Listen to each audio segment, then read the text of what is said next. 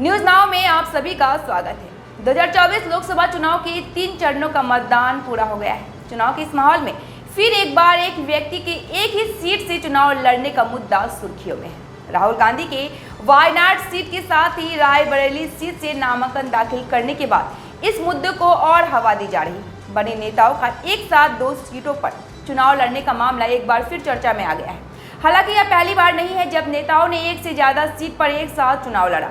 नमस्कार, मैं हूं आपके साथ राबिया और आपने देखना शुरू कर दिया है न्यूज नाउ। देश में एक सीट पर एक ही व्यक्ति चुनाव लड़ सकता है। यह कानून आखिरकार कब लागू होगा, इसे लेकर फिर बहस छिड़ गई है। राहुल गांधी की वायनाड सीट के साथ ही साथ रायबरेली सीट से नामांकन दाखिल करने के बाद यह मुद्दा एक बार फिर सुर्खियों में आ गया है। अक्सर लोकसभा और विधानसभा चुनाव में देखा गया है कि बड़े नेता खुद को सुरक्षित रखने के लिए 2 सीटों से चुनाव लड़ते रहे। सत्ता और विपक्ष दोनों पक्ष के ही बड़े नेता एक बार नहीं कई बार 2-3 सीटों से चुनाव लड़ चुके हैं। भारत जैसे बड़े लोकतंत्र के चुनावी सिस्टम में बड़े बदलाव की जरूरत है, क्योंकि देश में होने वाले विधानसभा और लोकसभा चुनाव पर भारी खर्च आता है और इसका दबाव कहीं न कहीं देश की जनता के कंधों पर ही पड़ता है। पिछले कई सालों से यह चर्चा होती रही है कि एक व्यक्ति को सिर्फ एक ही सीट से चुनाव लड़ने दिया जाए। 2004 में चुनाव आयोग ने कोशिश की थी कि एक व्यक्ति एक ही सीट से चुनाव लड़े। चुनाव आयोग ने यह भी प्रस्ताव रखा है कि अगर वर्तमान व्यवस्था को बनाए रखना है तो उपचुनाव की स्थिति में उम्मीदवार भी चुनाव का खर्च उठाए। प्रतिनिधित्व अधिनियम 1991 के सेक्शन 33 में यह व्यवस्था दी गई थी कि एक व्यक्ति एक से अधिक जगह से चुनाव लड़ सकता है, जबकि इसी अधिनियम के सेक्शन 70 में कहा गया है कि वह एक बार में केवल एक ही सीट का प्रतिनिधित्व कर सकता है। चुनाव आयोग की राय है कि मौजूदा व्यवस्था में बदलाव लाना बहुत जरूरी है। न सिर्फ चुनाव आयोग बल्कि देश की जनता भी चाहती है कि एक उम्मीदवार एक ही सीट से चुनाव लड़े, ताकि एक ओर जहां मतदाता खुद को ठगा महसूस ना करे तो वहीं दूसरी ओर सरकारी खर्च पर लगाम भी लगाया जा सके। पिछले यानी 2019 के लोकसभा चुनाव में कांग्रेस नेता राहुल गांधी उन 23 उम्मीदवारों में शामिल थे जो 2 सीटों से चुनाव लड़े थे। वह वायनाड और अमेठी से मैदान में उतरे। हालांकि अमेठी से वह हार गए, इसीलिए वहां उपचुनाव की नौबत नहीं आई। वहीं 2014 में प्रधानमंत्री नरेंद्र मोदी वडोदरा और वाराणसी 2 जगहों से लड़े थे और दोनों ही सीट जीते, इसलिए उन्हें वडोदरा छोड़ना पड़ा, जहां बाद में उपचुनाव हुआ।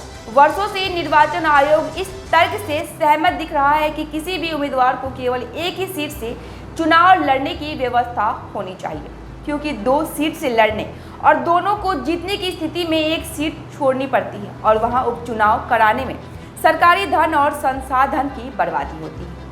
वर्ष 1996 में जन प्रतिनिधित्व कानून की धारा 33 में संशोधन से पहले तक कोई भी व्यक्ति कितनी भी सीटों से चुनाव लड़ सकता था। उदाहरण के लिए 1997 में पूर्व प्रधानमंत्री अटल बिहारी वाजपेयी जनसंघ के टिकट पर उत्तर प्रदेश में 3 सीटों मथुरा, लखनऊ और बलरामपुर से चुनाव लड़े थे। उन्हें बलरामपुर से सफलता भी मिली थी। इसी प्रकार उन्होंने 1962 और फिर 1991 में 2 सीटों से लोकसभा चुनाव लड़ा। आंध्र प्रदेश के पूर्व मुख्यमंत्री एनटी रामाराव भी कई सीटों से विधानसभा चुनाव लड़ते थे। उड़ीसा के मुख्यमंत्री नवीन पटनायक ने 2 सीटों से नामांकन भरा है। उनके पिता बीजू पटनायक ने 1971 में 4 विधानसभा और 1 लोकसभा सीट से चुनाव लड़ा था। वर्ष 1989 में पूर्व उप प्रधानमंत्री देवीलाल भी 3 सीटों से चुनाव लड़े थे। वर्ष 1991 में बहुजन समाज पार्टी की नेता मायावती ने भी एक साथ 3 सीटों से चुनाव लड़ा था। एक से अधिक सीट से चुनाव लड़ने वाले नेताओं की सूची बहुत लंबी है। इनमें इंदिरा गांधी से लेकर लाल कृष्ण आडवाणी, लालू प्रसाद यादव, सोनिया गांधी, नरेंद्र मोदी और राहुल गांधी प्रमुख रूप से शामिल हैं। भारत जैसे लोकतंत्र की चुनावी प्रक्रिया में व्यापक बदलाव की जरूरत है। 2024 लोकसभा चुनाव की घोषणा में पहले भाजपा ने देश में एक देश एक चुनाव लागू करने की पुरजोर वकालत की। अब आवाज उठने लगी है कि एक व्यक्ति को एक ही सीट से चुनाव लड़ने का अधिकार दिया जाना चाहिए। वर्ष 2023 में अधिवक्ता और भारतीय जनता पार्टी के नेता अश्वनी उपाध्याय ने उच्चतम न्यायालय से जनप्रतिनिधि कानून की धारा 33(7) को अवैध घोषित किए जाने की मांग की थी। उन्होंने अपनी याचिका में मांग की थी कि जब एक व्यक्ति एक वोट हमारे लोकतंत्र का मूलभूत सिद्धांत है, तो इसी आधार पर एक उम्मीदवार एक निर्वाचन क्षेत्र की व्यवस्था भी होनी चाहिए। सर्वोच्च अदालत ने इस याचिका को यह कहकर ठुकरा दिया था कि मामला विधायिका से जुड़ा हुआ है, लेकिन उपाध्याय ने कहा कि मौजूदा कानून में संशोधन की सख्त आवश्यकता है।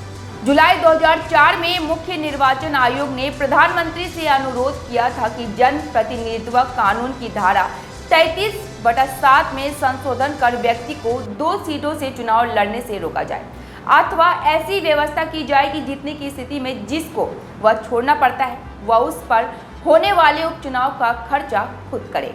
आयोग ने यह भी सुझाव दिया था कि यदि 2 विधानसभा सीट जीतने की स्थिति में एक पर उपचुनाव की नौबत आती है तो उसके खर्च के लिए प्रत्याशी को 5 लाख रुपए और लोकसभा सीट होने पर 10 लाख रुपए का योगदान देना चाहिए।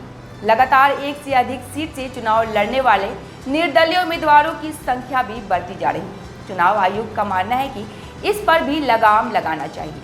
लोकसभा चुनाव के इस माहौल में इलेक्शन सिस्टम में भारी बदलाव की मांग फिर जोर पकड़ने लगी, लेकिन इलेक्शन के दौरान इस तरह के मुद्दों को उछालने का कोई औचित्य नहीं है। अगर देश की राजनीतिक पार्टियां इलेक्शन सिस्टम में सही में बदलाव चाहती है तो इन मुद्दों पर संसद और राज्यसभा में ईमानदारी के साथ बहस करने की जरूरत है। सत्ता और विपक्ष दोनों को मिलकर देश में हित का फैसला लेना होगा, तभी देश के चुनावी सिस्टम में बदलाव लाना संभव होगा। उम्मीद करते हैं आपको चुनाव से संबंधित हमारी खबरें अच्छी लग रही होगी। अगर आपको हमारी खबरें अच्छी लगती है तो आप न्यूज़ नाउ के पेज को ज़्यादा से ज़्यादा लाइक, शेयर और सब्सक्राइब करना ना भूलें। फिलहाल के लिए बस इतना ही, मुझे दे इजाज़त। धन्यवाद।